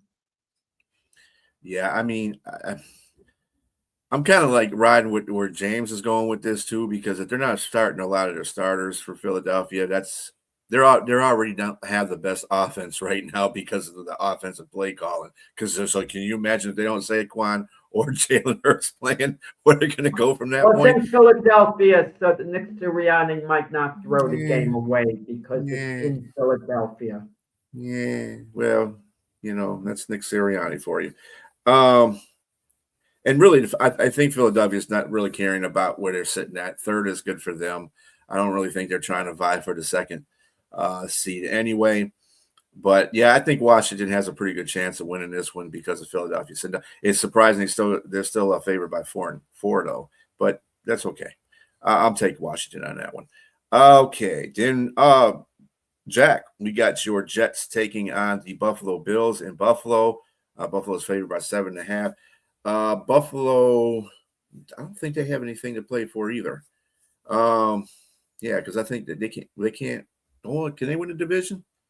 No, Buffalo. Yeah, so they ain't got nothing to play for. They ain't got nothing to play for. Josh so who you got? Playing. If you're a Jets fan, you're lying if you say you want them to win the game. I mean, if they win the game, you're not going to be root. It's hard to root against your team while they're playing. But let's be honest about it. Jets in a prime position, now to get, probably Dante Moore, assuming he declares for the draft. He might not declare for the draft. Maybe Oregon wins a national championship and he stays. I don't know. Whatever. What bothers me about the Jets isn't just losing games, how they're losing. They're non-competitive. I'm not talking about moral victories. They're non-competitive. They've gotten worse as the years went by. Aaron Glenn says he's building something. It's going in reverse. It's terrible. They're non-competitive. The tackling's bad. I'm not saying they don't care. Maybe they don't care, but they're just plain bad. You are not going to see him building anything in his first year. He's trying to build something. You got to give him a year. It's the same thing they said about Dan Campbell. This is what I'm trying to tell you. He comes from that same club. Games they're losing, to how they're losing these games, watching them on the field, they're playing like they don't. Detroit was losing like that in the beginning too. They're not playing hard. I see the naked eye watching the games. They are not playing hard. And I at least want to see that today. Regardless of what the score is, I want to see them being competitive, playing hard. They haven't had one interception this year. I mean, it's bad. That's tough, yeah. It's so bad. Look, I'm going to say Buffalo should win. Who you picking? Like 35-6. Yeah, we don't have much time. Buffalo. You got the Bills? All right. Yeah. Yeah, I don't know how long the starters are going to play for Buffalo. It depends on, I guess, how much they run up the score. But I know James Cook is leading the league in rushing. So he wants to keep it that way. He knows Jonathan Taylor's on his tail. So he's probably going to get maybe a first half, 3 quarters if they're up that much. If they're up, they'll sit the starters at maybe the beginning of the third quarter, mid third quarter, and go from there. I just like they don't have a lot to play for in regards to seeding. So I like the Bills to win this, and unfortunately the Jets they'll be playing for their top seed. Yeah, I got Buffalo in this too, but I think it's going to be a little bit closer because I think these players are playing for they're playing for the right to be playing on the Jets next year. I think this is one of those things that AG is going to be evaluating. He's going to tell them too. So y'all playing for your jobs next year because he's made no doubt about it, what he wants to do. He wants to get rid of players that are not going to help that team win that any game. So this is part of the process of elimination. This is, like I said, it's the same thing that Dan Campbell did with the Lions in his first year. He went out there. We had a bunch of players on there that we had from Matt Patricia's era that was crap players, and he got rid of those players near the end, at the end of the season because they weren't. He was evaluating them the whole season. He didn't know we weren't going to win. We were going to go 7-10 or anything like that because we didn't have a team like that. So it's a evaluation process for the Jets. And like I said, I'm playing probably a better game than most people expect them to get against Buffalo. I don't think they're going to get slaughtered by Buffalo. I think Buffalo's going to win by 7 or a little bit more, but they're not going to make it bad. That's for sure. Next game we have is Chargers and the Broncos. Broncos are playing for the number 1 spot. Yeah, we have 3 games. We got to really move this along. I thought we covered the Broncos. We covered that game. We have 2 games. We covered that game. So we only got the other game don't really make a difference. It's the Chiefs and the Raiders. I mean, who you got? That's an intriguing game, guys, because the players are going to not be told they can't play hard. The Chiefs have been so bad. The Chiefs are mailing it in, basically, and they're going to Las Vegas. The Chief players can't wait to go home, I'm sure. This season has been a disaster, let's be honest about it. And the Raiders want that number 1 pick in the worst way. Can you imagine the Raiders win this game? Now Fernando Mendoza is probably going to be a Jet. How do you like that? I mean, it throws things out of whack. The Raiders are so bad, they might actually win this game to foul things up. But I'll go with the Chiefs when all is said and done. They should win the game, but it's not a lock. Yeah, I'm going to go with the Chiefs. Max Crosby is playing basketball, even though he's supposed to be hurt. Brock Bowers is out. I mean, come on. There's no way. They talk about tanking. This is specifically a team that literally is like, okay, put these guys down specifically because they know, look, we want to go ahead and try to get that number 1 draft pick. And they're going to get it. I think the Chiefs are going to win this game. They're not going to win big, but they're going to win this game. Yeah, I'd simply say I think the Chiefs are going to win this game. The next one, I'm not putting my time into that. The Ravens versus the Steelers for the number 1 spot in the AFC North and a playoff spot, obviously. Who you got, James? Jack? Okay, Jack, you go. Okay, sure. I mean, Ravens should win the game. They had the opportunity to wrap up the division of Steelers against Cleveland. We knew that. You lost that game in part maybe because DK Metcalf's suspension. And now they're faced, even though the game's at Pittsburgh, you could sense that the Steelers are doomed. They're doomed because you could sense the Ravens have maybe got it together. Now Lamar Jackson has his mojo back. Wow, we win this game, we win the division. I'm ready for the playoffs. And regardless of their record going into the playoffs, the Ravens might be as good as any team in the AFC now. We'll see today. Ravens should win by a couple of touchdowns. I think Pittsburgh, they blew the opportunity with Cleveland, and they have no wide receivers, no running game, the Steelers per se. Ravens 28-14. The reason why I let you go first, Jack, because we both at the beginning of the season picked the Ravens to make it to the Super Bowl. And for a moment there, we thought that it wasn't going to happen. I mean, we looked like they were falling off. Lamar Jackson's not playing. His back's hurting. but now it looks like they given the carries to Derrick Henry, and I think that's going to be the formula is to take a little bit of the load off Lamar Jackson and allow Derrick Henry to run the ball a lot more. He is capable of carrying the load literally and figuratively, and you can put it on his back and allow Lamar Jackson to have a little bit of a breather to be able to come in and do what he does as well. And it's going to open the game up more if Lamar Jackson can be there. And the biggest thing here is DK Metcalf's not in this game. Well, James, let me make a case for Pittsburgh. TJ Watt's playing, and he's psyched. No restrictions. He's their emotional leader. So if I'm going to look at an intangible to make a case for Pittsburgh, you don't know how that might lift them. Potentially, but I'm going to go with the Ravens here. I pick the Ravens to win this game, maybe by 7 to 10 points. Yeah, I got the Ravens too.